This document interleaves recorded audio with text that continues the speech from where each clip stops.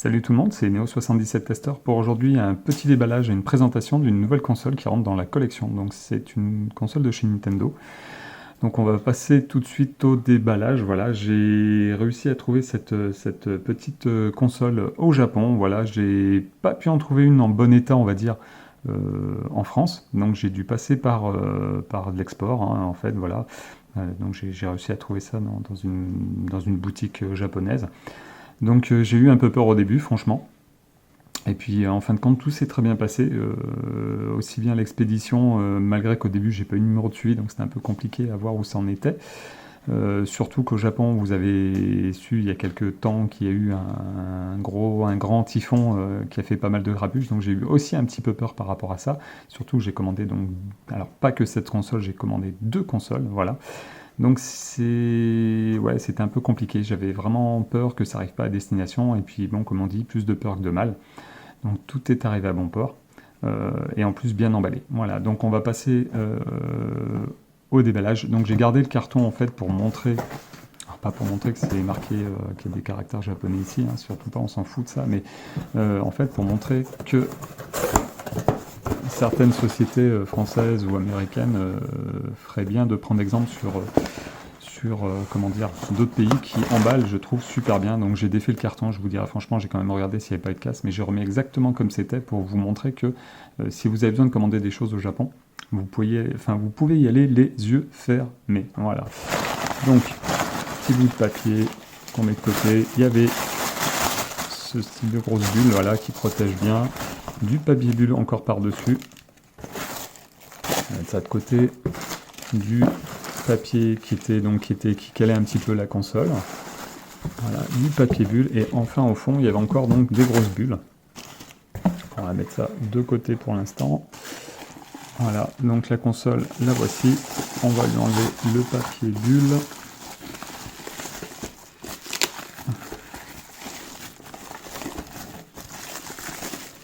Donc elle est en boîte. Par contre, il faut savoir une chose, c'est que j'ai remarqué qu'après, en fait, il manque une partie de la boîte, en fait.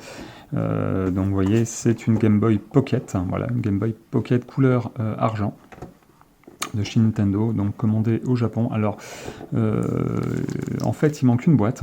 Il y a une boîte en carton qui normalement va avec et qui protège cette boîte en plastique. Alors, je l'ai pris quand même parce que je l'ai vraiment pas payé cher. Alors, en monnaie japonaise, je sais plus combien ça m'a coûté, mais quand j'ai fait la conversion, ça m'a coûté une quarantaine d'euros. Ouais, c'est ça, 40-45 euros, je crois.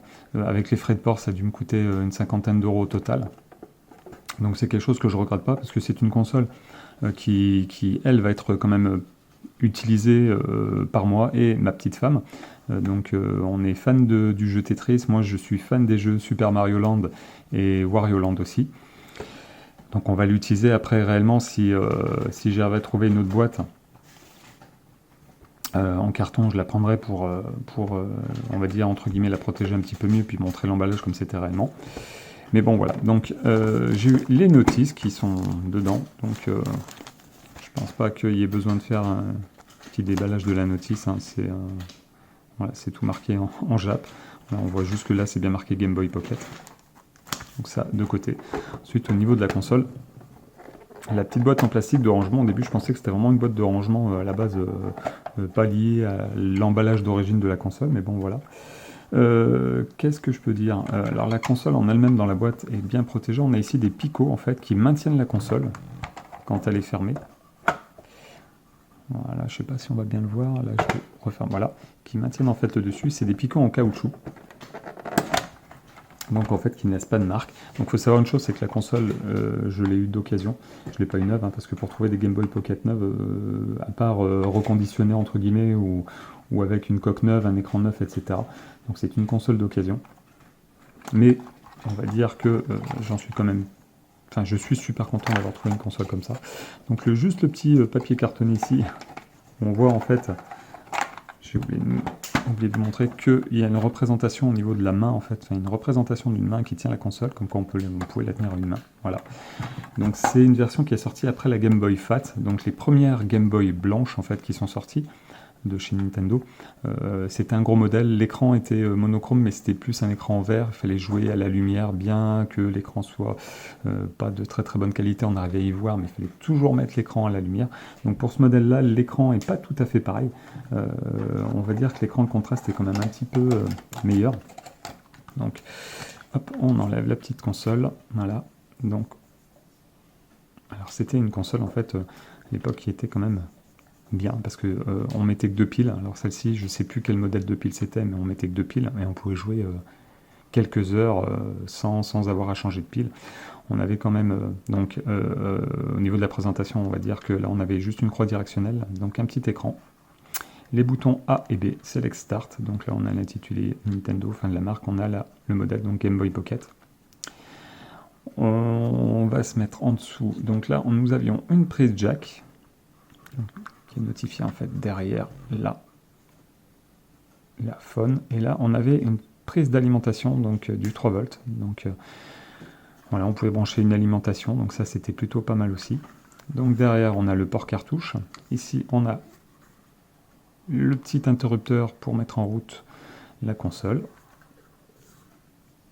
Ici, voilà, on a le contraste, la molette qui règle le contraste en fait. Donc j'allumerai la console même s'il n'y a pas de jeu dedans pour vous montrer. Là, on a la prise, une prise externe en fait. Cette prise-là servait à relier 2 Game Boy ensemble. Et là, donc, on a le volume. Donc il y a quelque chose qui m'a un peu là que j'ai remarqué. Il n'y a pas les étiquettes. Donc c'est pas en soi, c'est pas grave, mais c'est vrai que c'était, je sais pas pourquoi. Après, on voit que l'arrière est quand même bien usé. Donc les lumières, on voit que c'est quand même pas trop mal usé, ouais, c'est assez usé, mais bon, elle a l'air d'être en bon état. Hop. Donc là, l'emplacement de piles. Donc c'était des piles type LR03. C'était des doubleurs, je sais plus. C'est le modèle qui est un peu plus petit, hein, regardez. C'est des toutes petites piles. Donc hop. Donc là, celles-ci, c'est moi qui les ai mises. Hein. Je sais pas si je vous les ai dit, mais donc avant que je vous fasse la vidéo, en fait, je l'avais quand même un petit peu déballé pour voir s'il n'y avait pas eu de casse, parce que bon, on savait jamais, enfin on sait jamais hein, en fait. Voilà. Donc là, on va l'allumer. Je sais pas si. Alors, on va essayer comme ça. Donc là, c'est normal hein, que ça s'affiche noir. En fait, il n'y a pas de cartouche de jeu dedans. Donc normalement, quand on insère la cartouche, on a Nintendo qui apparaît. Donc je ne sais pas si sur la vidéo on va bien voir, mais le contraste, donc quand on le réglait, on pouvait le régler là. Oui, hop, là c'était tout noir. Là, c'était tout clair. Il suffisait de. Après, chacun de voir. Il y en avait qui aimaient bien quand c'était un peu plus sombre. Voilà. D'autres qui aimaient quand c'était un peu plus clair. Mais à la base, c'était une console où l'écran était quand même de meilleure qualité, vraiment de meilleure qualité par rapport à la Game Boy Fat, où je me rappelle c'était un petit peu, la qualité d'écran était quand même moins bien, le contraste n'était pas terrible. Là, ils avaient amélioré quand même la chose avec cet écran-là. Voilà. Donc je vais essayer de mettre un petit jeu quand même pour vous montrer.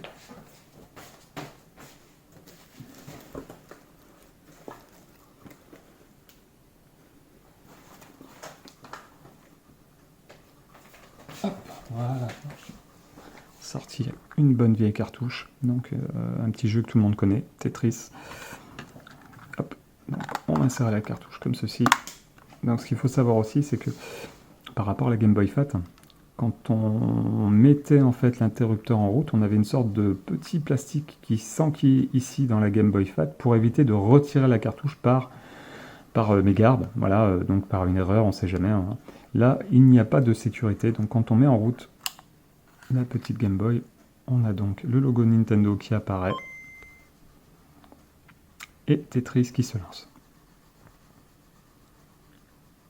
Donc, je vais faire une toute petite partie vite fait pour voir si tout fonctionne. Donc on avait type A, type B, on avait musique. Voilà. On avait 3 types de musique. Moi j'aimais bien celle-ci, j'aimais bien celle-ci. Alors on va se lancer avec celle-ci vite fait pour faire un petit essai vite fait bien fait.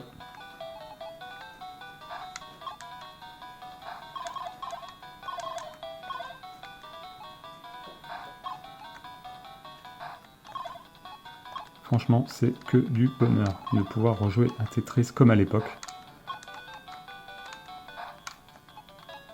Et en plus, ça marche très bien. La croix directionnelle est un petit peu molle, mais bon, après, vu la vieillesse de la console, je pense que c'est tout à fait normal.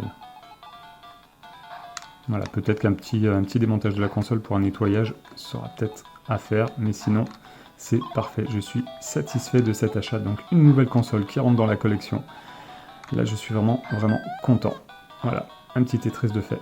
Bon, on va pouvoir éteindre. Voilà, c'est tout ce que j'ai à dire aujourd'hui pour donc, cette nouvelle console qui rentre dans la collection. Donc une petite Game Boy Pocket. Hein.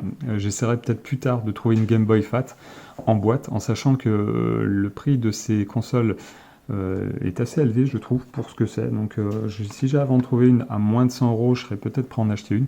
Par contre, dès que ça dépasse les 100 €, je trouve quand même que pour une Game Boy Fat, ça fait très très cher. Surtout que la plupart qui sont en vente, j'en ai vu sur eBay, je crois en avoir vu sur Le Bon Coin, ça dépasse largement les 100 € et la plupart du temps elles sont dans un état pas terrible, à part la boîte. Mais je n'achète pas une console pour avoir comment dire, même si je veux les boîtes, je n'achète pas forcément une console pour avoir une bonne boîte. J'achète une console en boîte avec, on va dire, et que la console soit dans un état quand même correct. Voilà.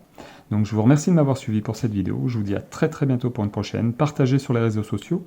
Abonnez-vous si vous n'êtes pas abonné et partagez. Voilà. Je vous dis à très bientôt. Lâchez le petit pouce. Ciao ciao.